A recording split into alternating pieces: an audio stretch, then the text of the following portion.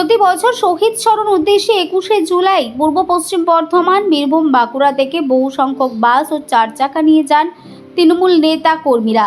কার্যত প্রতি বছরই এই দিনটি পূর্ব বর্ধমানের শক্তিগড়ের ল্যাংচা দোকানগুলিতে দাঁড়িয়ে মিষ্টি ও টিফিন করে থাকেন। সেই মোতাবেক জাতীয় সড়ক অবরুদ্ধ হয়ে পড়ে যাতে কোনো রকম জ্যাম কিংবা কোনো অসুবিধে না হয় সে কথা মাথায় রেখে জেলা প্রশাসন এবং বিধায়ক একটি খোলা মাঠে ল্যাংচা মেলার আয়োজন করেছে। এই বিধায়ক নিশীথ মালিক জানান 34 বিঘা জমির ওপর এই মেলার আয়োজন করা হয়েছে যাতে সমস্ত রকম সুবিধে হয় এই মেলাকে ঘিরে। বন্দ্যোপাধ্যায়ের অনুপ্রেরণায় যে আমাদের শক্তিগড়ের ল্যাংচা এটা জগৎ বিখ্যাত।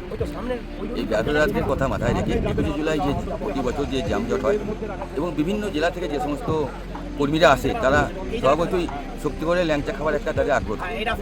তো তাদের কথা মাথায় রেখে আমাদের জেলা পুলিশ, আমি নিজে উপস্থিত থেকে শক্তিগড় থানা, আমরা দুদিনের একটি ল্যাংচা মেলার আয়োজন করেছি। এখানে আমাদের প্রায় 34 বিঘে জায়গা আছে।